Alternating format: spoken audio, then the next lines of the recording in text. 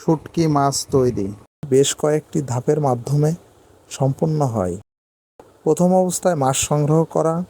শুটকি তৈরির জন্য বিভিন্ন ধরনের সামুদ্রিক মিঠা পানির মাছ ব্যবহার করা হয়, যেমন লইট্টা, ছুরি, রূপচাঁদা, ফাইসা, চিংড়ি এ ধরনের মাছই বেশি ব্যবহার করা হয়। সাধারণত শীতকালে শুটকি প্রক্রিয়াজাতকরণ করা হয়। সংগ্রহ করা মাছগুলো থেকে পচা নষ্ট মাছ আলাদা করা, পরিষ্কার করা মাছের সাথে তো লবণ মেশানো হয়। লবণ মেশানোর ফলে মাছের জলীয় অংশ কমে যায় এবং মাছের পচন রোধ হয়।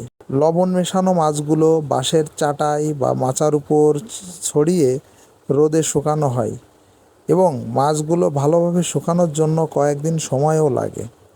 মাছ শুকানোর সময় সেগুলোর উপর যাতে মাছি, মশা, অন্যান্য পোকামাকড়ের আক্রমণ না ঘটে মাঝে মধ্যে জাল দিয়ে ঢেকে দেওয়া হয়। এরপর আছে সংরক্ষণ করা। শুকনো মাছগুলো ভালোভাবে ঠান্ডা করে পলিথিন ব্যাগ বা এয়ারটাইট পাত্রে সংরক্ষণ করা হয়। সঠিকভাবে সংরক্ষণ করা হলে শুটকি মাছ কয়েক মাস পর্যন্ত ভালো থাকে। সতর্কতা: শুটকি মাছ তৈরি করার সময় মাছের গুণগত মান পরীক্ষা করে নিতে হবে। শুটকি মাছ তৈরি করার সময় পরিষ্কার পরিচ্ছন্নতার দিকে বিশেষভাবে লক্ষ্য রাখতে হবে।